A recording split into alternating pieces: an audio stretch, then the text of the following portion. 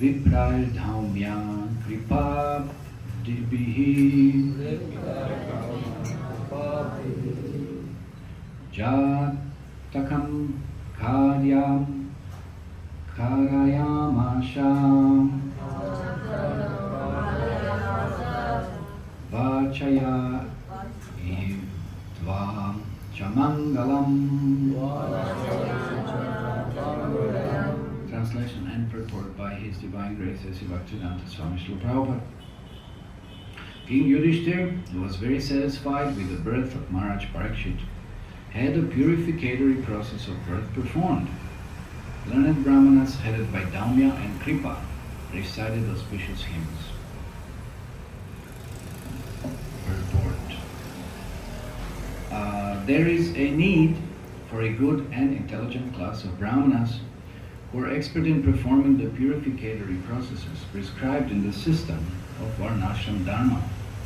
Unless such purificatory processes are performed, and Kripacharya, who was not only a priest but also a great general, both of these learned and perfect priests, assisted by other good Brahmanas, were employed by Maharaj Yudhishthir to perform the ceremony.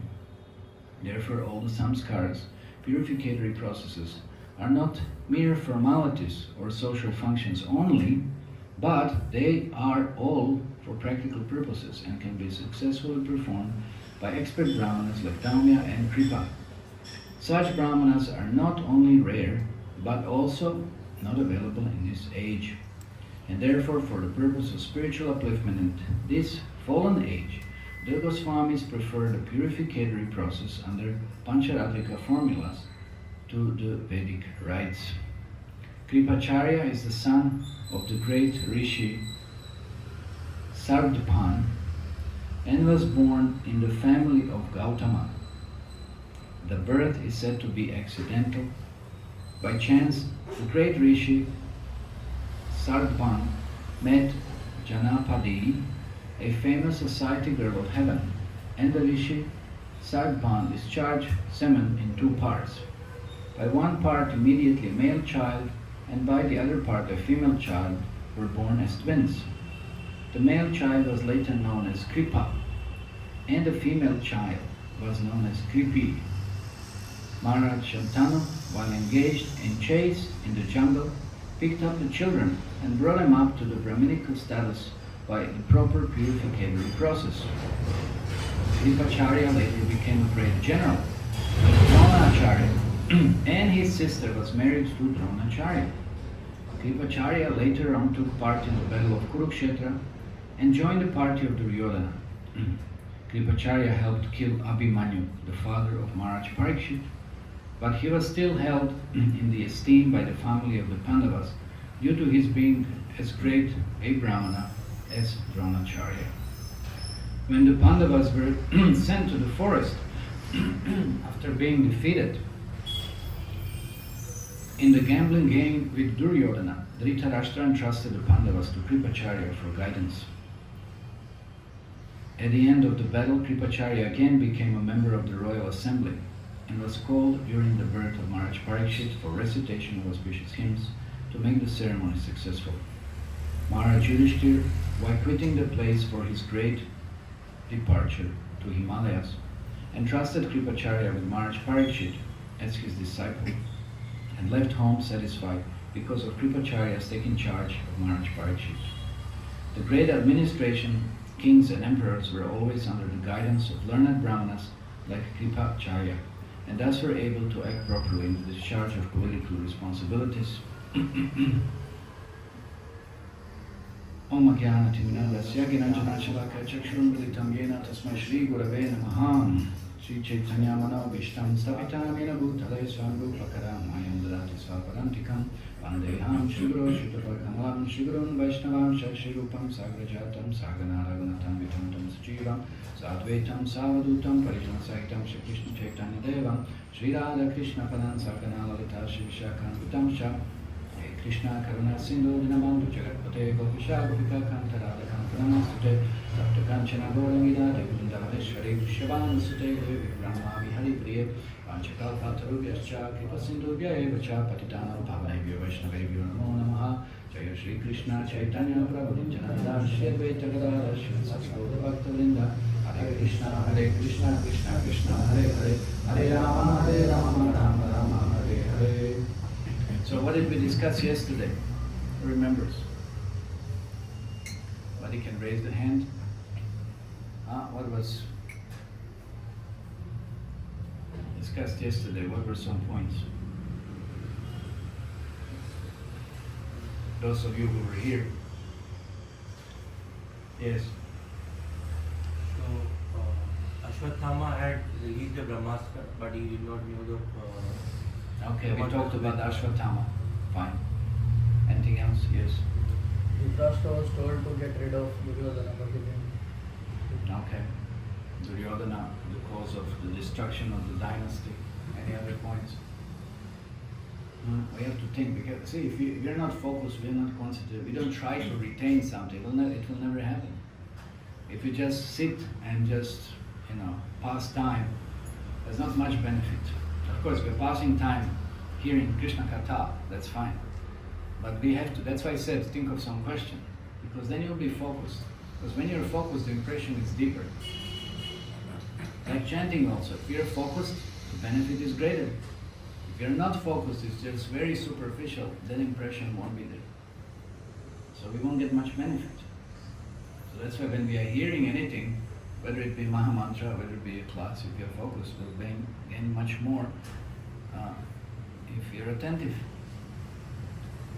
Okay, what else? What else we discuss?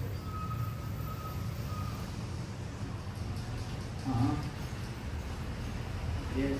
The old Mahabharata war, this was caused by Duryodhana offending Krishna. Okay, Duryodhana, Mahabharata war was caused by Duryodhana offending Draupadi. Okay, any other points? One or two more, yes? We discussed Prabhupada was asked to be the head of the Gaudiya Math, but his spiritual master said that he didn't Okay, go. we discussed about Krishna taking away our conceptions or misconceptions about spiritual practice. That's why we have Guru. It's not that I just form my own spiritual life and I don't have any authority beyond me. Not a good idea. Because we're not directly guided by Krishna, then we are guided by our false ego, by our mind. So we have to learn how to surrender to higher authorities, because Krishna is going to speak through them. Very important point. If we don't have spiritual authorities, that means we don't have authority. And that means also that we cannot be an authority. We're just mentally speculating about what is to be done in spiritual life, and there's not going to be any progressive benefit out of it.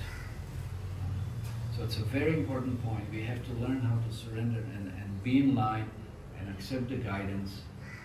Otherwise we'll never become purified. Here, today, the verse is talking about purification. We'll touch upon it. Anything else?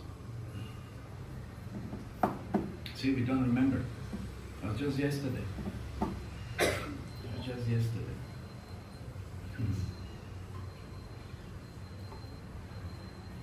Okay, so today is also very interesting. There's a chapter entitled The Birth of Emperor Parikshit. So we're talking, it's a subject of Parikshit in regards to Parikshit Maharaj. So that's interesting, although we casually opened this first canto of Srimad Bhagavatam.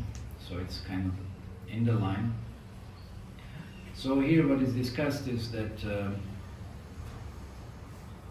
King Yudhishthira was very satisfied with the birth of Maharaj Parikshit, and he had a purificatory process of birth performed.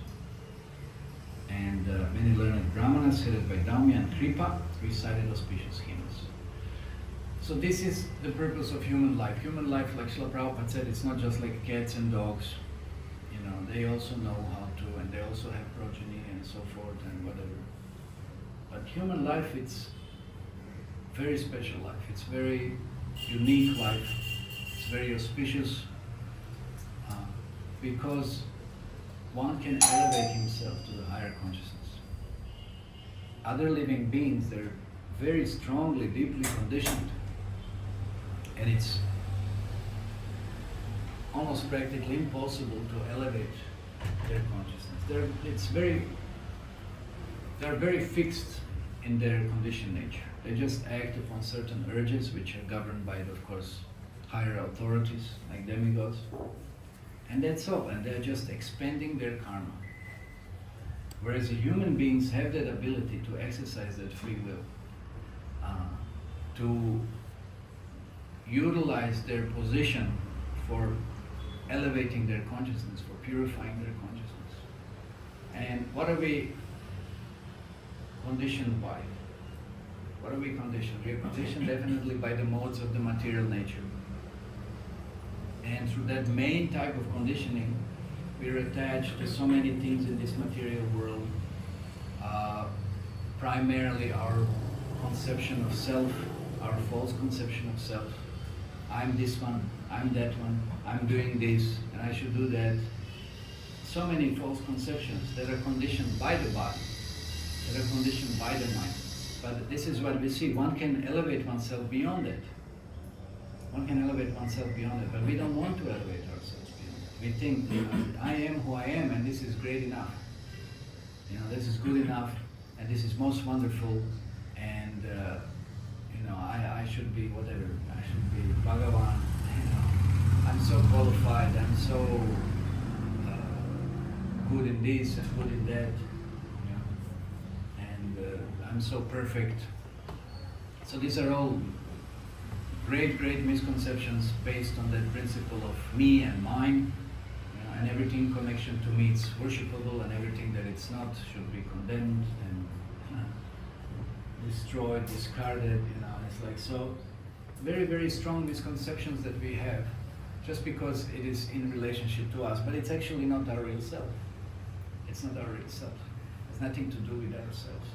So that's why mostly we fail to advance. We fail to elevate our consciousness. So what is elevating our consciousness? What is elevating our consciousness? Huh? What do you think? What is elevating our consciousness? How is our consciousness elevated? Now you're practicing Krishna consciousness for some time. So what does that mean? Can you trace back what was your consciousness? What were your thoughts? What were your ideas before you started practicing Krishna consciousness? Huh? Think about it a little bit. What did you think about yourself?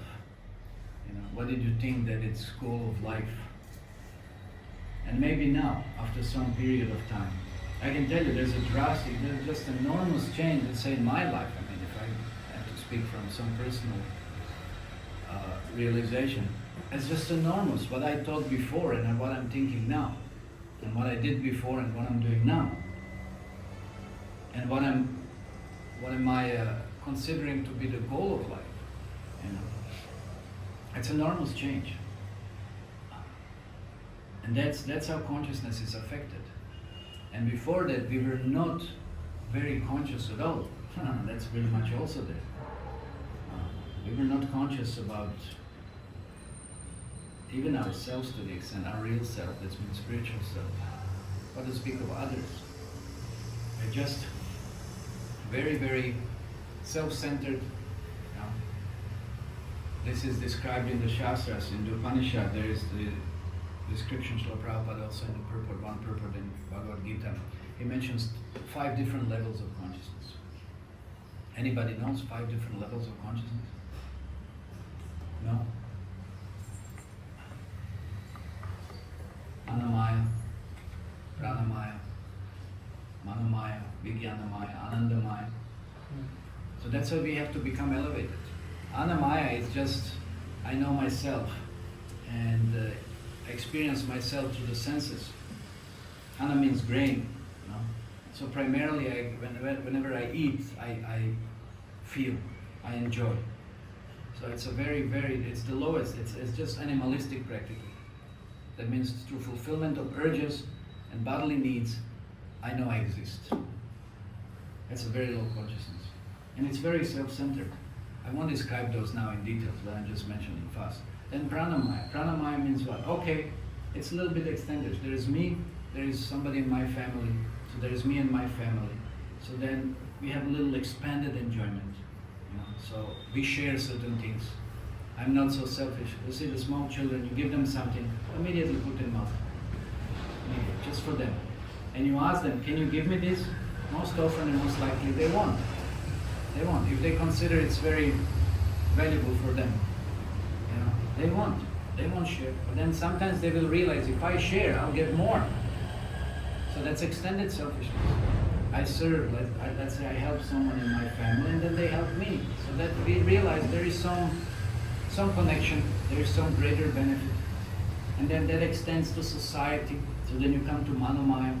You know, that is where process of religiosity starts. You know, some punya, practicing certain principles. You know, then yes, we get benefits in the society. Of course, we pay some taxes, let's say, and then they fix the road, they get us light, they arrange for the water, they this, that. So society. So we are one particular society, we have one particular type of worship, and we don't like other society, they have another type of worship, and so we are a particular society, and we do our rituals and things and this and that. And you know, we are following something at least. So that's where some kind of spirituality or religiosity starts. But then real spiritual life starts beyond that. Beyond the social functions, beyond the social needs, you know, beyond piety, moral life, we are good, we are that, you know, ethical, be good to others, and this and that. That's all a level of Manomaya. Very flickery. Still, not so steady. And still material, pretty much material consciousness. It's better than, you know, just Anamaya and Pranamaya, where one is fully, it's completely selfish. But it's still very limited. Then the spiritual life starts from where? From where does Bhagavad Gita start? What is Krishna teaching to Arjuna? What is the first lesson? You must have heard that already. Raise your hand, please. Who knows? What is Krishna teaching Arjuna? What is the first teaching Krishna is giving to Arjuna? That's where spiritual life starts. It doesn't start from social life, moral life, ethical life. No, Krishna starts from the spiritual point of view. What is that? Huh? Anybody knows? What is the first lesson Krishna is telling Arjuna? See, Ashochana, Vashochastva, Pragyavala, Pachabhashas, Gatasana, Gatasana, Charnana, Shochati, Pandita. You're lamenting for all this social, this and that. You don't know anything about spiritual life. You're very good in social understanding. You're giving so many arguments what to do, what not to do, but it doesn't help you to resolve your predicament. That doesn't help you to resolve your, you know, confusion and inability to act properly. So it's not good enough. So there you have to start acting on the spiritual platform. What is spiritual platform? Huh? What is it? What is the first lesson? You know, yes. We are not this body. Yeah, we are not this body. Dehinos Minyatalehe. That's it. That's the first thing Krishna is teaching Arjuna. You're not this body. And all your problems are caused because you think you are your body. That's it. That's it. All the problems we face in life is just because we think we are this body. As long as you, and as much as you're going to be thinking I'm this body, you're going to suffer again. That's the formula. That's it. The more you identify with the body, the more you're going to suffer. The least you identify with the body, you identify soul and spirit soul, wow, then you're on bliss. And you're on bliss. And you won't care. You won't care, whatever. Who cares about the body? What does it mean? Right? It's given to me. I try to use it in Krishna's service as much as possible. Great. But I'm not his body. It's a vehicle. So once you understand that, that's a pretty good platform. That's a Vijnana Maya, realized platform. At least theoretically, realization might come later, but at least on theoretical level, if you understand, and different from the body, that's where spiritual life starts. And then from there, once you really have a realization, then you'll experience Anandamaya consciousness, expanded consciousness. Consciousness that there is Krishna and there is a relationship with Krishna, and all the living beings are parts and parcel of Krishna. And that's expanded consciousness. Then you include, and once you include Krishna, who is everything, then everything else is included. That's a very expanded and very accommodating and very realized consciousness. So that's why the whole process here of these purifications, it's meant for expanded consciousness. It's made to understand us. We are not this body. We are not this body, because as long as we take care of the bodies, as I said, we're going to suffer and we're going to have to take another body. Because this body is not going to last. It's not going to last. But you'll be attached to the conception and the body, then therefore you will receive another body. So that's a big problem. So we have to start thinking, I'm not this body, and then therefore you won't seek, or they won't, contemplate to receive another body. So this is why the whole purification is meant for. To rise to that platform of higher consciousness, understanding, and being sensitive to other living beings, higher consciousness and understanding that there is Krishna, that He is the absolute authority, and higher consciousness and understanding that what is really our position in relationship to Krishna. That's the final goal. So that's why we have these all purifications performed. We see even Maharaj Parikshit. We know how great personality he was. And here it said, Prabhupada said, this is not just a ritual, and it's not just the ritual being performed. It has a very, very important function. It has a very important function. These different ceremonies, we know them as being samskaras, right? How many of you have performed any samskara? Any one of you perform any samskara? Samskara, like ear piercing, head shaving, What? When marriage is also samskara, Upanayana is samskara, somebody leaving the body, final rites, that's also samskara. Garbhodana samskara. That's the most important one, that's where everything starts. So if those are not performed, that's what Srila Prabhupada says, then everybody's just like Shudra, worse than Shudra. Because then one lives a life just like cat and dog, just like animals. So then there's no difference. Then everything is based on the body, everything is based on the experience that we gain from the senses, and therefore we'll receive another body. So there's no difference. So all these samskaras are very essential because they elevate the consciousness, they make us think, they make us conscious about others, they make us conscious about our real position, they make us conscious what is this material world about. They make us conscious, they just expand our consciousness. They expand, and that expansion can happen only when there is purification. If there is no purification, then how can it expand? Purification is stifling, contaminating, dulling, covering. It's not possible. Like we know, the trees, plants, whatever, they have very low consciousness. They're covered. What they're covered with, this is explained in Srimad Bhagavad Gita. It's just 3 different analogies are given. Anybody knows that? What are those 3 different analogies? One's consciousness being covered. Yes, somebody there, that side.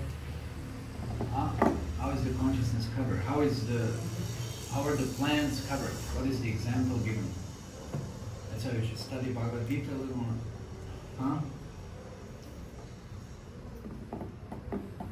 Here?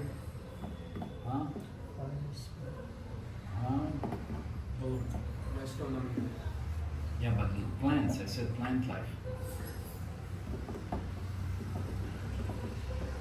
Yes. Child in the Child in the womb. Child in the womb. That's the first one. Because it's, something is there, but you cannot perceive it. So it's mostly by the symptoms, no? So that's quite a covering. And then fire and the smoke, that's the animals. They have covered consciousness. You understand there is a fire, there's a lot of smoke, might be a lot of smoke covering. And then the mirror and dust on the mirror. That's like human life. So then still, even in the human life, we can clean that mirror. No? So that's purification. You can clean the mirror, very simple. And then you can see more clearly the reflection of yourself. No? So we have to clean. So to clean, that's why all these ceremonies are performed. They have its function. They have its purpose. Of course, one of them is to gain some punya. How do you gain punya? You invite so many brahmanas, you invite so many devotees, you chant the holy name, you have nice prasadam, you have nice association, you serve them, you're getting so many blessings. Yeah. So much purification, so much mercy is there. You perform the process, you worship Krishna, you give some charity, you sacrifice something, and more importantly then what happens, you gain a lot of good and powerful impressions. It's a powerful impression. How many of you are married here? Who is married? No? Will you ever forget your marriage day? Never. It's a very powerful impression, no? A lot of things happen, very, very intense impressions, no? So samskaras are meant to give us impression. But what kind of impression? So therefore it should be in relationship to Krishna. Preferably performed within the premises or in the temple or something in relationship to Krishna. Then, like we have now, it's a marriage season in Radharas Vihar, So people come and they say, yes, we've been married. I'm married at Radharas Vihari temple. So it's a strong impression. But what you're thinking, you at least with some degree of thinking about Radharas Vihari or ISKCON or Hare Krishna, Bala or this, Bala, this, that, whatever, something in relationship to Krishna. People, something they'll remember.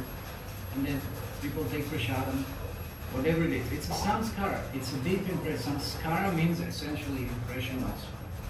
It's an impression. And we know whatever we impress in our mind will present that sometimes later on also. And it will try to, impress it deeper. It will seek for the same. It will seek for some similar fulfillment. Like, when there is impression, unless you feel something equally, there's no fulfillment. It will always seek that impression. So that's a very good spiritual impression. So that's why the birth ceremony, there should be samskara. Before the birth, Garbhadana samskara, chanting 54 rounds or whatever, asking others for blessings, prayers, mercy. Everything is, because that's also another one, most important, by proper consciousness. Then you see, when we have appropriate consciousness, this is what we are inviting.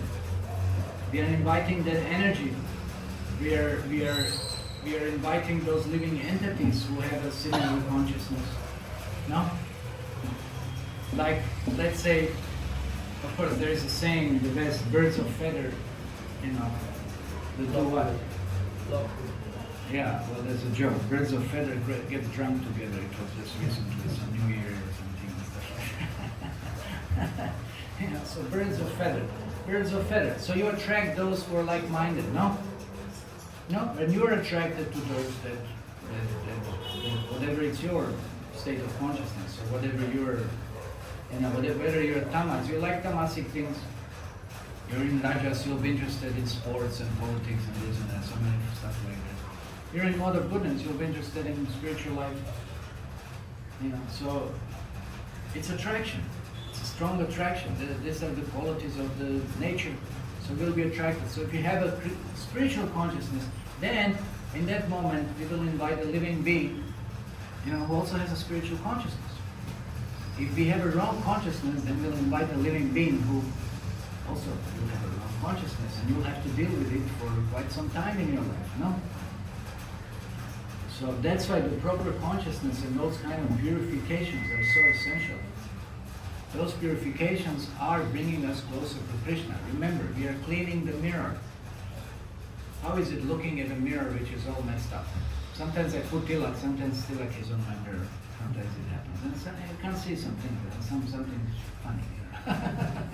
You have to clean it. Or to speak, dust comes, or sometimes so many things in a mirror can be really blurred in so many ways. Or windows, like I was traveling in the train, you can't see out, sometimes it's so dirty. Or it's like you can't even clean it because the glass becomes, I don't know what, because of heat or whatever it is, and sometimes you can't even see properly. Or it has certain colors or something like this. So if you want to clean the mirror of our heart and have a perception of ourself, really, well, that's a process. And one has to do that. One has to clean that kama, krodha, lobha, moha, mada, matsarya. One has to clean. So how do you clean it? This is what it is. Purificatory process. Of course, again, but Srila Prabhupada was saying somewhere here, he said, this is not just some kind of social thing. It's not just social thing. It's essential because, yes, social in one sense, preferably if devotees are there, devotees will come together, have a nice program, have a nice association, create a nice impression. But it's primarily, it's spiritual. It's for spiritual benefit. It's for purification. It's for that purification that will elevate our consciousness. So the more of such kind of programs happen, the better, because you will have your own programs, and there are quite some during the life. I think there are about 20-something samskaras. It can be 20-something samskaras. So every time you have to organize a program in your house. And then if you have your family, friends, relatives, this and that, they also have to do the same. So you will be gathering on the basis of same principles, not programs. So that's also nice. That also creates samskaras, impressions, spiritual impressions. And of course, then we know what are very important samskaras in our life. This is yatras. You go for a yatra. You go to a holy place. You hold different festivals. We used to have now Makar Sankranti Ratha Yatra, now we can't have it, now it's shifted. So there was Ratha Yatra festival, there is any appearance day festival, Lord Purnima is coming now, Lord Nityananda will come, even Advaita Charya, now very soon within a month or so. So these are all samskaras, these are all impressions.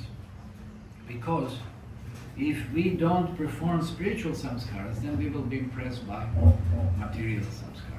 You're always, like we said, last time we discussed a little bit, if you're not exposed to spiritual, you'll be exposed to material. And then what will we be impressed by? We'll be impressed by media, by internet, by billboards, by so many things that are going on around, the way the people act, behave, speak. You know, all of this will create an impression.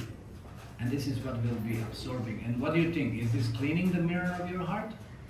Or this is adding to the mirror of your heart? Huh? What do you think? You know, that's adding more dirt, adding more, contamination, adding more. So then you're not becoming purified. So we have a double role. We have to clean all the purifications that we hold from earlier, and we have to make sure that whatever, like let's say you go out, you get a little dusty. You take bath, you wash your clothes or something. You don't keep on, immediately you have to do that. So you go out, you're exposed to material vibrations, you have to purify them immediately. And if you don't want to accumulate any of those, you always have to be chanting Hare Krishna, Krishna Krishna, Hare Hare, Hare Ram, Ram Ram, Hare Hare. That's the way, the best way and the most powerful way of becoming purified. Always chanting Maha Mantra, always being conscious. So that's the greatest blessing, because there are no, like Prabhupada said, fast and hard rules. You can always do it, always in your mind, instead of keeping something else in your mind and contemplating some material this and material that. Yeah, so that's the most powerful process of purification. And that's why here in this verse, that's a whole different big now discussion. That's why Srila Prabhupada brings up Pancharatra process, Pancharatrika process. And this is why, like Sanatana Goswami mentions, he gives example of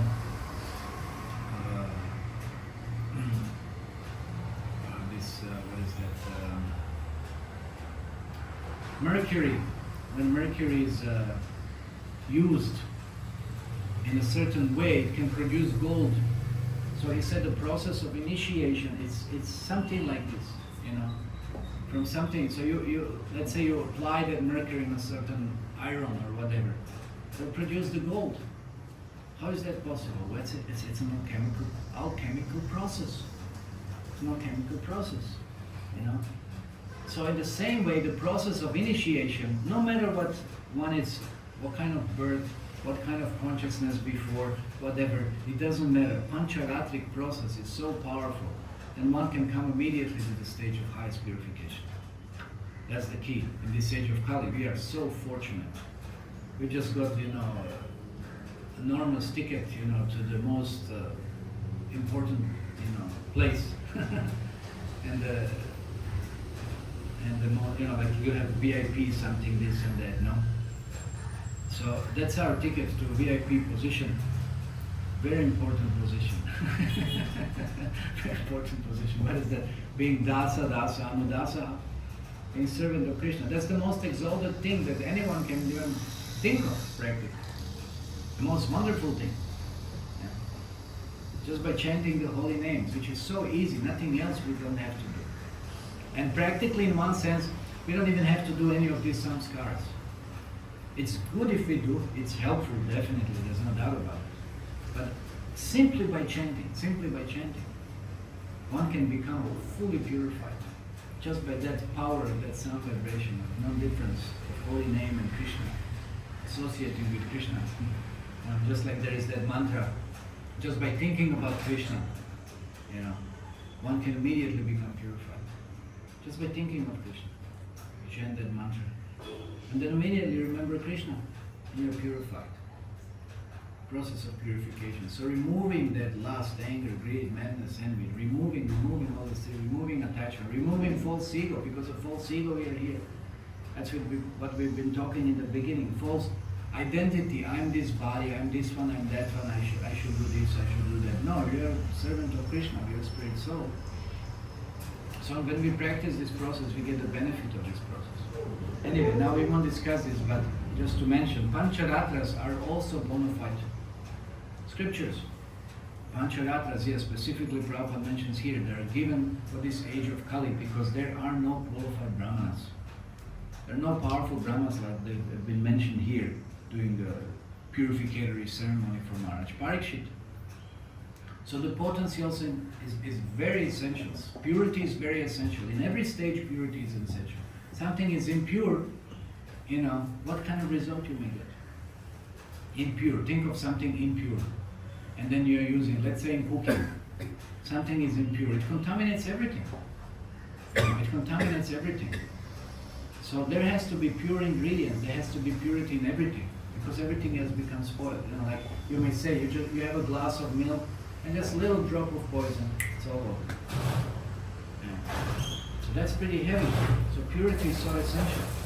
So in this age, there are no qualified brahmanas who have a purity, and what to speak, they would know how to perform according to all requirements, Vedic rituals. It's very, very difficult. So that we can't get that effect. We can't get that benefit by utilizing Pancharatra. We get that benefit, which is special process. And Pancharatra, it means 5 nights. When Vedas are stolen from Lord Brahma, sometimes demons appear. And they're like, hackers, they enter into his mind. They steal from his mind. Can you imagine how powerful those demons are? They can enter his mind and steal the knowledge from his mind. They steal the Vedas. Brahma doesn't know what to do, because the Vedas are stolen. And then he prays to Vishnu, and then he appears, sometimes as Nrsimhadev, sometimes as Hayagriva, sometimes this form, whatever it is. And he speaks Pancharatras. The much more, so he is giving him the essence of the Vedas. The process of worship, the process of purification, the process of developing relationship with Krishna, he speaks Pancharatras. So they're equal as the Vedas. So there is Pancharatric worship. And that's what we follow. We follow Pancharatras because we are not qualified to do the Vedic type of worship, but they're equivalent. They're no different. They're also given by Krishna. So there are, at least known, there is about 108 Pancharatras. And the most known and famous is Narad Pancharatra. That's what we follow. And there are not many have been, they're extinct. We don't have them, but I heard about 20 are there. Different Pancharatras like this. South India, they follow also some. But we follow Narad Pancharatra. It's the most complete. So everything we do, like we said, Mangalarati program, all this worship of the Guru, worship of Krishna, purification, taking bath, putting tilak, chanting, all this, everything is Pancharatra. Everything is Pancharatra. So sometimes what you would have to do throughout the whole day, so Prabhupada compressed it just for the morning program. That's it. When you do a morning program, you're free whole day. You get an even greater benefit. This is Prabhupada's mercy. It's Prabhupada's incredible mercy and genius. You get purification equivalent to what you would have to do practicing Vedic rituals. Not to speak to qualify to practice those Vedic rituals. That's another thing. But without any qualification, you just apply this process, you'll get instant purification. Very powerful. So this is what we see, these Brahmanas, they're doing. So even everybody underwent purification, everybody. It's a process we have to understand. Everybody has to undergo certain purification. And of course it's beneficial for all. I'm speaking a little faster because time is ticking, there are quite some points here. It's beneficial for all because they all congregate for what? You know, like when there's any ceremony, worship Krishna, primarily worshiping Krishna, remembering Krishna. And then having certain function or social, we can call it social function, whatever it is, purificatory function, you know, as an excuse practically, you know, to try to remember Krishna, rather than going out for some New Year party or some nonsense and this and that. What is the use? Or any other party or gathering or whatever. You know, contaminating your consciousness, dulling your consciousness, bringing it lower to the animal platform, you know. And that's why, you know, then you become an animal. Act like an animal, become like an animal. Ado gachanti gunastva tamu, ado gachanti tamasa. Yeah. Anyway. So when one associates with lower modes, then one gains the lower body. You know, one goes down. So we don't want to associate with lower modes, we want to associate with Krishna, we want to associate with, you know, we want to come to Krishna. So that's why this system of Varnashram Dharma, it's prescribing all these different purificatory rites. And they were qualified Brahmanas and who had been performing this, and by their purity they induced everybody else to become purified, yeah?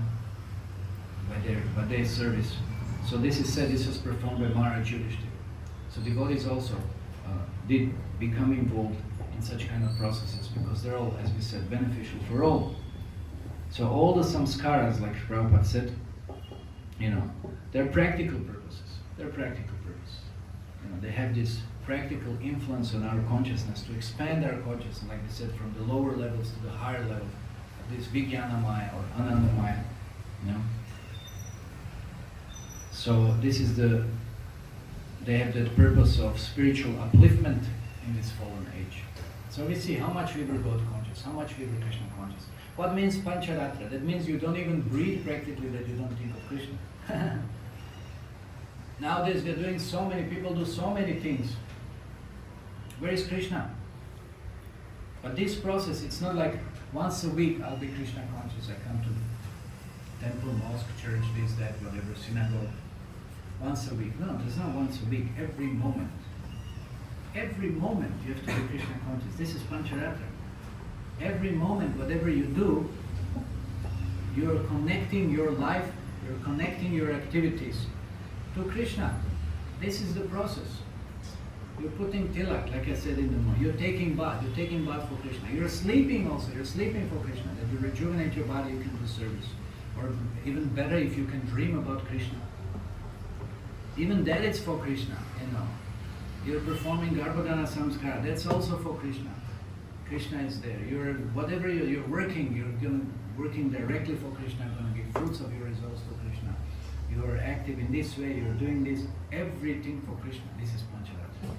Everything for Krishna. So you don't have to do some particular type of ritual ceremonies, this and that. No, but every word, every thought, every action, you're dedicating to Krishna. This is Pancharatra. This is religious system. Not once a blue moon, you know, we go to temple or we are religious now. We are very spiritual. No, every moment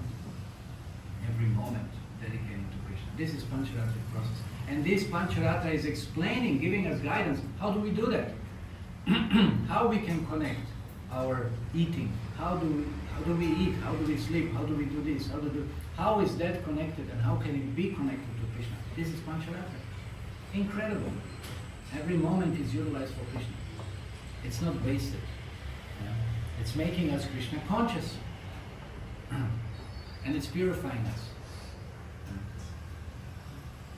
So it's an amazing process. It's a very, very merciful process. Specifically, of course, we know because we are in Kali Yuga and there's not any other qualification. We've been so mercifully presented with such a process so we can be Krishna conscious in this human form of life. Then, of course, later on, Srila Prabhupada describes who are those very qualified personalities, you know, who have been performing this process. So he mentions Kripacharya, and what is very important, point here, and it's a very, yesterday we were talking about Abhimanyu, right? How Abhimanyu was unfairly slain. And we see that Kripa, he was one of those generals who took part in it. Pretty heavy, no? Pretty heavy. So what does that mean? That's a very important lesson to learn now here, and it's a pretty heavy lesson. What does that mean? But he survived the battle. He was one of the rare Kauravas, people on Kaurava side. He fought for Duryodhana. Of course, he felt obliged, like Bhishma and Drona, whatever. But he did a very heinous act. Killing Abhimanyu, absolutely unfair. Absolutely unfair. 7 great generals, so he was one of them, that attacked one single, not just you may say person, he was a boy, 16 years old boy, Very unfair, very unfair. But very interesting, anyway, just to mention here, Kripacharya, he knew the science of art of weaponry. So he was placed as a guru of both Pandavas and Kauravas. But Bhishma was not happy. Bhishma was looking for another guru, for one reason. Kripacharya was expert in weapons. But what kind of weapons? Anybody know? He was expert in Dhanurveda. But one thing was lacking. He was not expert in the celestial weapons. He was not expert in astras. He was expert in, let's say sword farting and, spear throwing and bow and arrow and, arranging all the strategical military phalanxes, this, that. Well, he was expert in all of this, but he didn't have the knowledge of mantras, which could invoke celestial weapons, like Brahmastra, this and that. That was the thing that Kripa didn't know much. So that's why they called Drona. So that's why Pandavas and Kauravas were entrusted to both of them, and they learned both things. Yeah, so that was it. But anyway, Kripa, so he was held very, in great estimation by everyone. He was such a personality. He was a Brahmana, also just like Drona practically, but of course teaching military science. Of course, Brahmana can teach anything. Doesn't mean he has to become involved, but he did become involved, and that was a bad thing. Like Drona also. He did become involved, so then that's not a good thing for consciousness also, like they talk about elevation, purification. That was degrading. And then he did such a horrible thing. But okay, what is my point? My point is that although he did such a horrible thing, you see, he killed the father of Parikshit Maharaj. Now he's doing ceremony for Parikshit Maharaj. It's pretty heavy, no? It's pretty heavy. And Yudhishthir Maharaj is overseeing and facilitating all this. So Kripacharya has been forgiven. That's what's important point. He has been forgiven for whatever inappropriate act he had done.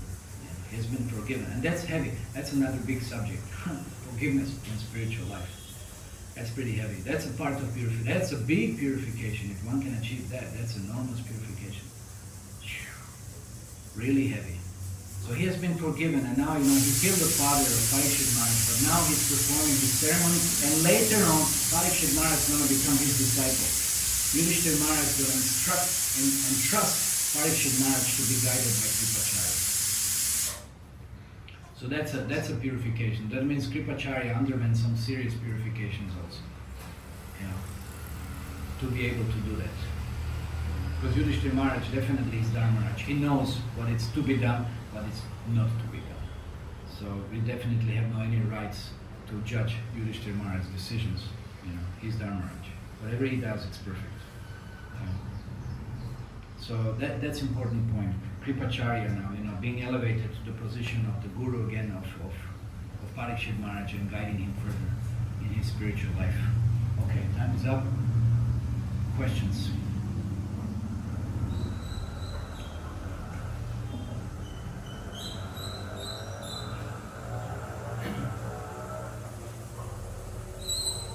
Otherwise, I'll start quoting. Better that somebody comes forward and save others. Questions about what we discussed? About what we discussed? No, I don't want to hear any other questions. But what did we discuss? There's so many points to be presented here, so many things we have discussed. How does that relate to your life? Do you have any questions, practical questions, or any doubts, anything that's not clear, anything that has to be elaborated upon? You have to learn how to ask questions. If you don't do this, then within 5 minutes you will forget everything that you have been. You'll get some benefit, but not too much. You have to absorb it, you have to understand, you have to impress this, like I said, it's about impressions. You have to impress this information. Then you'll get more benefit. Okay. What is performing samskara? What? Samskara. Like if one is performing samskara, but he doesn't have the knowledge. Like How can you perform samskara without knowledge? just by sitting in this ashram, they are just performing for just the sake of following it. You're not supposed to do that.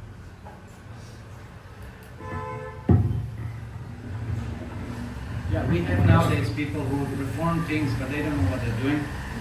That's a different thing. But then what kind of result you? That's what I said. Nowadays performing any rituals without having any knowledge. And then you have devotees, you have people, having, everything written and then chanting the mantra. That's not the way to do it. You have to know what you're doing. It has to, you just have to be so expert. You don't read things, okay, what comes next? And then half an hour discussion, no, I will do like this. That doesn't work like this. That's not very powerful. That's not the process how it should be done. Of course, they're doing it. There's at least something. But that's why that's not the main thing. That's why our samskara, our purification, is Maha Mantra. Because if you would be depending only on that, good luck. There's not going to be much purification going on. So one should know what he's doing. You cannot start doing something you don't know what you're doing. Then you'll be performing offenses. Then you'll get the opposite result. Is that a good idea? So then, why venture into something you don't know what you're supposed to do? It's not about ritual. We're not here about ritual. We're here about spiritual. We're about spirit. We're not about just ritual, doing things like for some show or whatever, some nonsense. When we do puja or something, we should think, Krishna, I'm offering this article to you. I'm offering 5 gross elements. I'm offering subtle elements. I'm offering my soul. I'm offering myself. This is what I'm doing. I'm not just waving chama. I'm not just, pushing flowers under Krishna's nose or something. No, I should have proper consciousness. That's what's purifying. That's why every day worship is going on. Again, it's a process of purification. We are offering something to Krishna. We are offering ourselves, our consciousness. It's not just the ritual. It's not we're doing something. We should know what we're doing and for which purpose. Then the effect will be greater. Okay, any other question? Yes?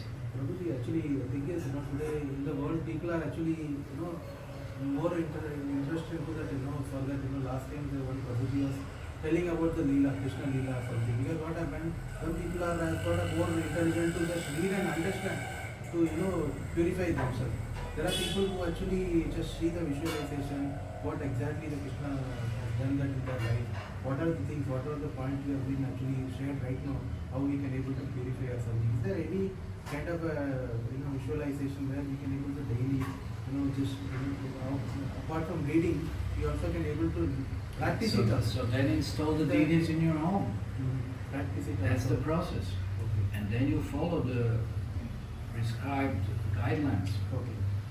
So that That's will the also process. help us to That practice is the it. part of the deity worship. That's why we still do the deity worship. And that will help us to chant better, and we chant, that will help us to worship better. Both ways, purification. That's what Prabhupada said. We are running on like a train on 2 tracks. One track is Pancharatna, and another train is Bhagavat. Bhagavat Vedi, Pancharatra Vedi. Both ways. One is practical and one is hearing, just hearing. Bhagavatam is transcendental.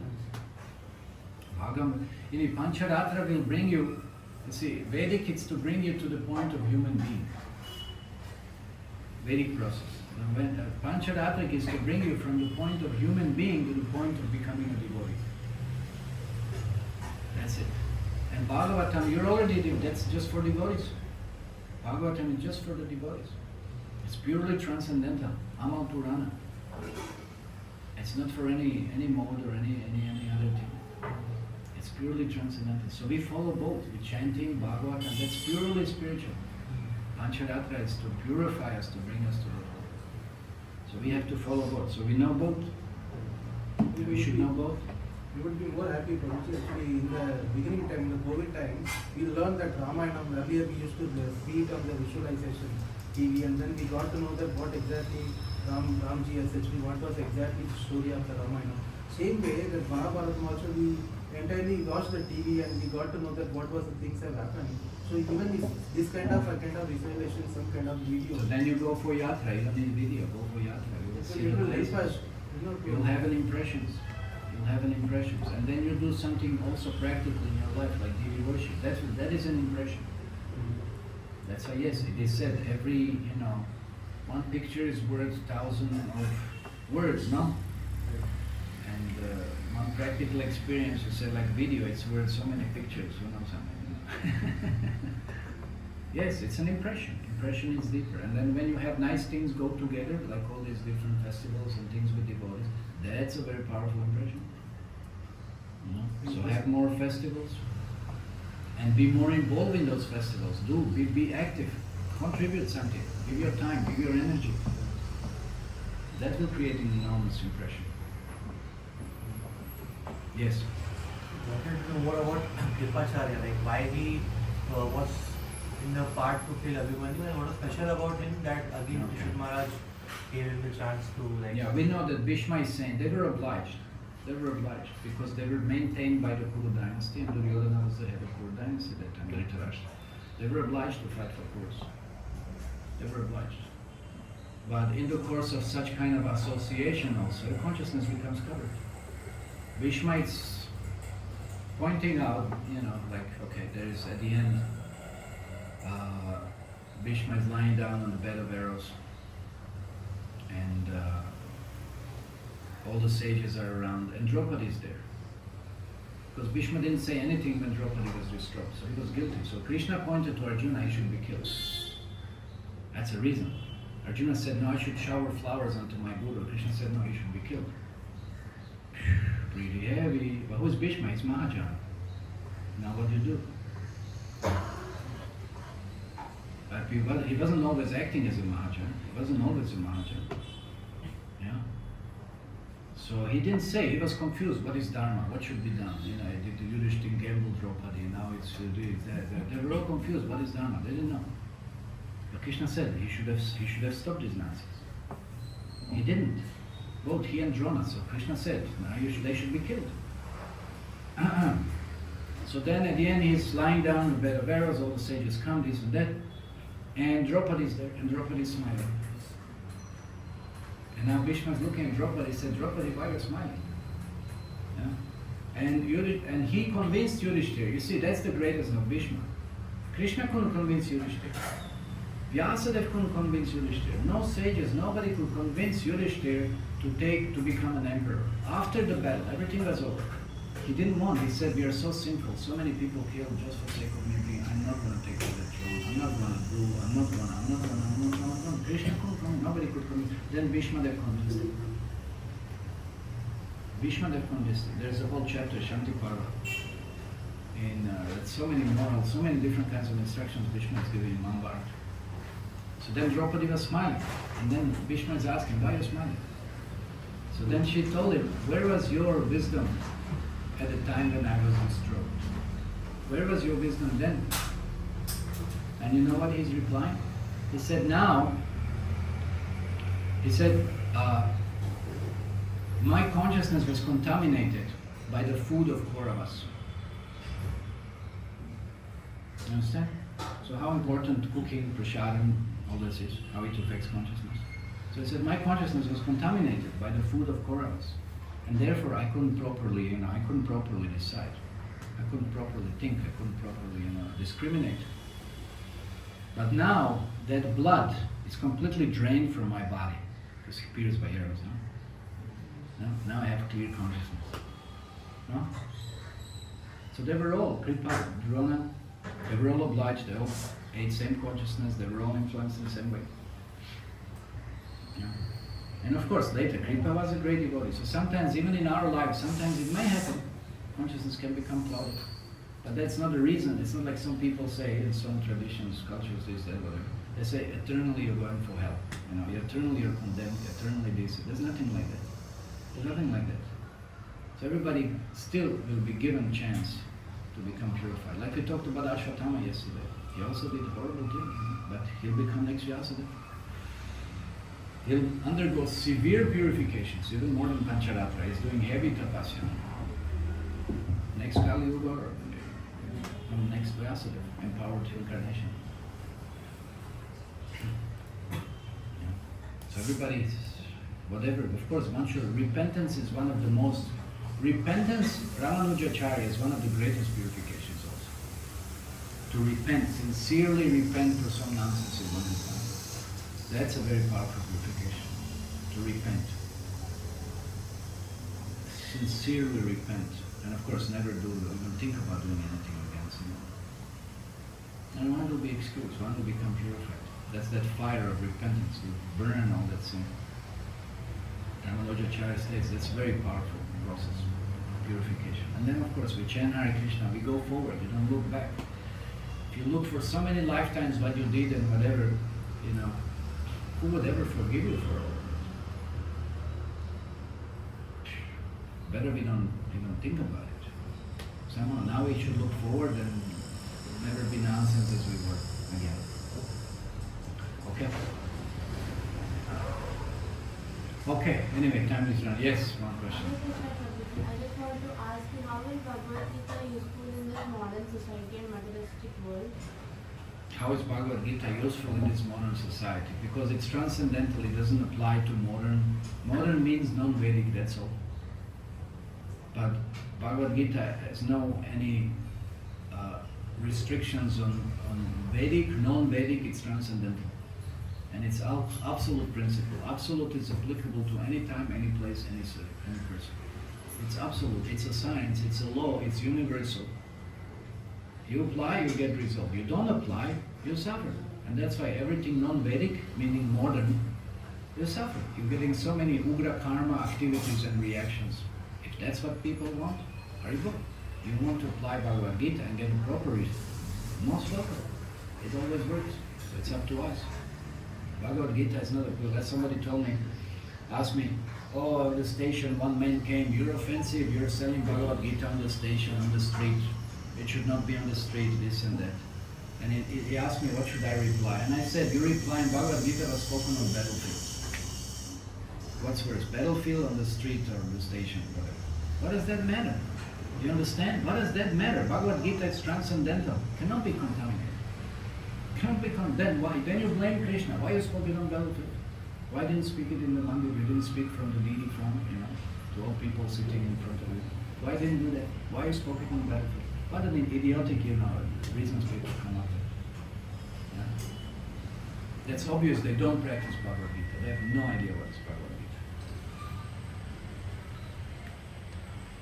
Okay. Ask. Associating with non-devotees impact our consciousness? Yes, associating with non-devotees will impact your consciousness. You're sharing karma. According to Puranas, you're just sitting with someone, you're sharing karma. You eat with someone. You eat with someone, you're sharing karma. Whatever they eat, if it's non-veg, this and that, you will get karma for that. You're sharing karma, especially touching, you're sharing karma. Just being in proximity, you're sharing karma. How can we deal You're getting contaminated. That's why you're getting contaminated. That's why it's so important to chant every morning, have a every day morning program, this and that, to purify yourself and to inoculate yourself. You're sharing karma. How to? Don't associate. You give association. There's a difference. Giving association means you talk about Krishna, you present spiritual this and that. You be with them, but you speak. If they don't like it, great, even better. Don't trouble them. They want trouble. Not that you go there, yes, I want to hear what's the latest in sports, this and that. I want to hear about what's going on with these boys and girls and this and that. I want to hear, no. That means you're wanting their association. If they come to you, that's fine, but you shouldn't go to them. Otherwise you get contaminated. Okay? Yeah, last is really last. Is confusion a sign of contaminated consciousness? Confusion, sign of contaminated consciousness, definitely. If you can't discriminate properly, you don't know what is the standard, then definitely that's contaminated consciousness. Some lower modes involved. Because enlightenment, goodness means clarity. Pure goodness means absolute clarity. Absolute knowledge means absolute principle that has to be followed. There's no confusion involved. So that's why we have to be. Of course, we see in the Mahabharata many times there were confusions. There are certain principles that are extremely subtle. Extremely subtle. But still, even then, we have to use the principle of Guru, Sadhu and Shastra to understand what is the proper course of action. Okay? Okay, Srimad Bhagavatam ki jai.